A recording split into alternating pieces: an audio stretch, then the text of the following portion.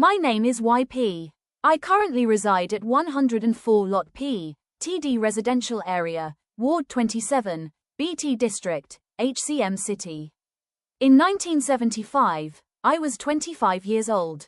While pregnant with my second child, I went for a routine prenatal checkup. The doctor told me that I had a fairly severe heart valve insufficiency, and that after giving birth to this child, I would have to undergo sterilization. From that point on, I knew I had a serious heart condition, and I simply lived in peaceful coexistence with it. If I felt well, I worked. If I felt tired, I rested and took my medicine regularly, year after year. Then, in 2010, I felt that my illness had worsened. My heart would ache with sharp, stabbing pains in waves. Sometimes there was a burning sensation and dizziness. I would often faint and then regain consciousness. My blood pressure frequently dropped. I could no longer function as normally as before. I became weak and sluggish. After sitting and washing dishes, when I stood up, everything would go pitch black. My arms and legs felt limp. Walking much made my legs ache, and my knees felt utterly exhausted. On June 14, 2010, I had no choice but to undergo an echocardiogram and electrocardiogram, ECG, at BT Hospital. The conclusion was as follows: calcification of the mitral valve leaflets, with thickening and adhesion of the valve commissures, causing mild stenosis. Mitral regurgitation 2/4, aortic valve regurgitation 1/5, tricuspid regurgitation less than 1/4. Localized myocardial ischemia. Cardiology specialist. HL. When I looked at the medical record and saw the phrase, calcification of the mitral valve leaflets, I thought to myself, usually calcium deposits form in the cervical spine, back, knees, or hand joints, but why would it calcify in the heart valves? No wonder I had been struggling and fighting against the pain with such hardship and terror beyond description. As I understood it, calcification of the mitral valve causes the heart muscle to stiffen and function with difficulty. The valve gradually loses its ability to function, especially when blood is flowing to the brain. If the valve tries to flex but has become stiff, it could lead to sudden death at any time. Cruel enough to be almost laughable, because I myself am a doctor. During this period, I was still studying day and night to take the exam to become a licensed traditional physician. Some of my close colleagues in the profession found this calcification very strange and were both saddened and worried for me because of this unusual phenomenon. Even the cardiologist was no less surprised, and told me that this was a rare case among heart patients in all the decades they had practiced. On April 3, 2011, I tried hard to finish an internal medicine certification class. At exactly 10 a.m., when class ended, I was struck by a tearing pain in my chest. My mind became foggy, and my arms and legs went weak. I urged a motorbike taxi driver to take me straight to the emergency room at BT Hospital, and after that, I knew nothing more. I only regained consciousness 2 days later, and I remained there for treatment for 15 days. I underwent another echocardiogram and ECG on May 4, 2011. Preserved left ventricular systolic function, F50%. Calcification of the anterior leaflet of the mitral valve, mitral stenosis, MVA equals 1.9 square centimeters. Mitral regurgitation 1/5, aortic valve regurgitation 1/5. Cardiology specialist, TL. This time, I was unconscious in the intensive care room for 3 days and 2 nights. And it felt as though I would never wake up again. I dreamed that my soul floated up above the roof of the hospital. I saw my own body lying motionless, pale blue, drained of blood. I kept floating there, suspended, and I saw patients crying out and groaning, just like the scenes of hell I had once read about. Then I saw a doctor and 2 nurses enter my room. They exclaimed joyfully, "She's awake! She's awake!" I startled, and the dream ended. My whole body, from my chest down to my legs, was covered in ECG wires and medical equipment. I ached all over, but eventually the exhaustion passed, and the pain lessened as the painkillers took effect. I suddenly remembered that in 2010 I had asked a doctor about this phenomenon of calcification, and the doctor told me that it was a strange and rare occurrence in the heart region. I asked whether surgery was possible. The answer was no. Surgery could not be done, unless I went abroad for a heart transplant from some generous donor, but even then the chance of survival was only 4%, because the disease had already been discovered in its third stage. When I was hospitalized this time, I felt like someone about to leave this world. I could hardly breathe and needed oxygen support. I kept gasping for air like a fish. My knees were swollen, and I had difficulty walking, needing a cane. I could not sleep. I closed my eyes, but remained awake all night until morning. I could not eat because my mouth tasted bitter. I had become as thin as a stick, and my face was pale and greenish. I thought, surely I will not survive this. Impermanence has come, so I thought it would be better to prepare for my final day and take care mainly of my soul. In earlier years, for many years, I had been the leader of groups that went to chant the Lotus Sutra and the Great Compassion Mantra in remote rural areas. I chanted the Lotus Sutra and had memorized the Great Compassion Mantra very well. But now, the examination for licensed physician was near. My strength had already weakened. How could I complete such a large sutra, or maintain recitation of such a long mantra? I was also a disciple of Master CQ, so I knew a little meditation. But at that point, my knees hurt too badly for me to sit in the lotus position and meditate. In the end, I found that reciting the 6 words, Namo Amitabha Buddha, was the shortest and easiest practice. I could do it walking, standing, lying down, or sitting.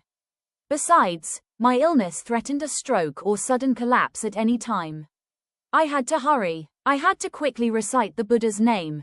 Perhaps I might still have 10 hours before death, enough to rely on the radiant light of Amitabha Buddha. So I began reciting the Buddha's name, not to ask the Buddha to let me live, but simply so that I would not be tortured by suffering. I only hoped for a peaceful death in the sound of Buddha recitation. I was ready to receive death without fear. Truthfully, a person like me had many zeros in life, so there was nothing for me to cling to, nothing worth regretting in this defiled world. No husband, though I had a husband. No children, though I had children. No home, though I had a home. No money, though I had many ways to earn money. All year round, I went to provide charitable medical treatment at temples and charity clinics. Patients jokingly called it temple treatment, so when they recovered, at most they would thank me or kindly give me a few small bills, not even enough for a motorbike ride. So where would money come from in such desperate times to pay for my own treatment? No one in my family paid much attention to me. Perhaps they had grown accustomed to my heart disease already. If death came quickly, it would almost be a release from this tormented existence, more something to rejoice in than to mourn. I could be freed from this heavy, diseased body and this sorrowful soul. That would truly be a blessing. Bitter, isn't it, my friend? After being discharged from the hospital, I still continued my normal activities, going to school, doing charity medical work, offering free consultations to patients, writing emails, and in my daily schedule, I added the recitation. Namo Amitabha Buddha. There was no fixed time. Whenever I had a free moment, I recited sincerely, with faith and diligence, over and over without stopping. I do not know whether I was simply fortunate, or whether I had met the right teacher and the right medicine, but my condition clearly improved, my friend. I found that the symptoms of fatigue and fainting had reduced by about 60%. As for medicine, I only took what was covered by health insurance, whatever they gave me for half a month. The specialist's prescription was far too expensive, costing millions of dong. I accepted the prescription cheerfully, but only to keep it for show. 2 meals of rice a day were not even guaranteed. Where would I find money to buy such medicine? Besides, I knew my condition was difficult to save. It was already stage 3 heart failure. Sooner or later, I would leave this world anyway, so I did not concern myself with it. I did not return for follow-up appointments. Taking medicine or not, it would be the same. I am a Buddhist. I only wanted to recite the Buddha's name and prepare for my soul. As for this body, I wanted to donate it to medical science. There was no need to spend so much trying to preserve it. By then, I had lived with heart disease for nearly 40 years. Because I felt ashamed of having an incurable illness, I often hid my condition. Only when I fainted from exhaustion would people guess what was wrong. For the past 10 years, I had been a physician. If people knew I had heart disease, what if patients no longer trusted me to treat them? So I kept it even more secret. Now that more people know, perhaps it means the time has come for me to bid everyone farewell. Normally, the health insurance medicine I received would last at most 15 days. After those 15 days, I did not return for another checkup, because I was already preparing for the final day. Why keep taking medicine? Better to save that portion for someone else who had more blessings. I simply continued reciting the Buddha's name regularly. I dared not neglect even a single day. It was like clocking in for work, like a student going to school, not missing a single lesson. Day by day, I felt my health getting stronger. I was no longer as tired as before. My whole appearance changed completely. I looked younger, my hair darkened. I felt healthy and enthusiastic about working more. My legs no longer suffered joint pain. I gained weight. My complexion became rosy and bright. And because I was studying well, I even passed the general physician licensing exam. Sometimes, while sitting and reciting the Buddha's name, I would see Amitabha Buddha appear before me, wearing a red robe, just like the statues in the temples where I often draped ceremonial robes. I told this to a classmate of mine at HV University Institute. I thought, perhaps Amitabha Buddha had acknowledged my sincerity. I was overjoyed and deeply encouraged. So, on November 24, 2011, I went for another echocardiogram and ECG to see how things were. The conclusion was left atrial enlargement, mild hypokinesis of the septal wall, preserved left ventricular systolic function, F equals 57%, E, A greater than 1. Mitral regurgitation 2/4, moderate mitral stenosis, MVA, PHT equals 1.8 square centimeters. Aortic valve regurgitation 1, 5/4, tricuspid regurgitation 1, 5/4, pulmonary valve regurgitation 1/4. Cardiology specialist, DN. A few weeks later, on December 15, 2011, I again underwent an echocardiogram and ECG. The conclusion was left atrial enlargement, preserved left ventricular systolic function, F equals 55%, mitral regurgitation 2, 5/4, aortic valve regurgitation 1, 5/4, moderate mitral stenosis, MVA, PHT equals 1.4 square centimeters. Cardiology specialist, TL. Dear respected readers, from May 4 to December 15, 2011, a total of 7 months and 11 days, by reciting Namo Amitabha Buddha, the calcification in my heart valve completely disappeared. That also means that a heart disease which had remained incurable for over 40 years could now become healthy again as before.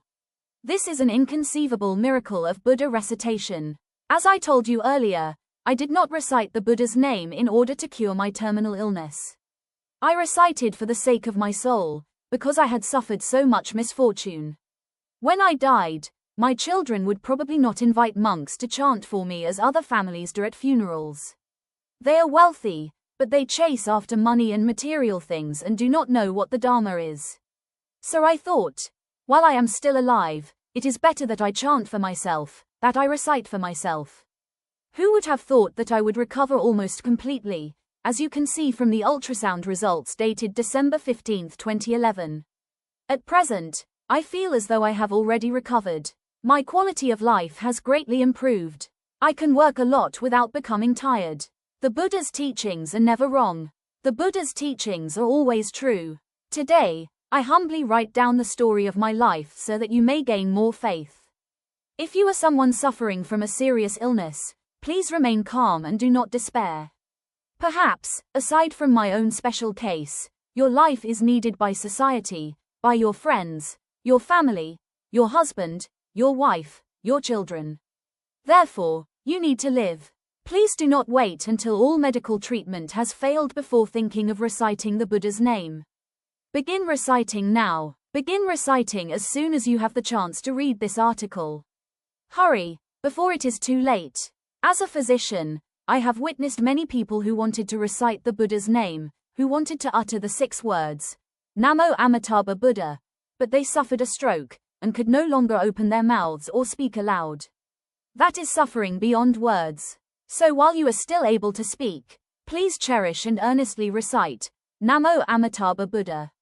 I would also like to add, it is not the case that by reciting the Buddha's name once a day or for a short while, one will automatically be healed. Some people achieve results quickly, while others recite for a long time and see nothing yet. That is because each person has different spiritual capacity, level of cultivation, and karmic conditions.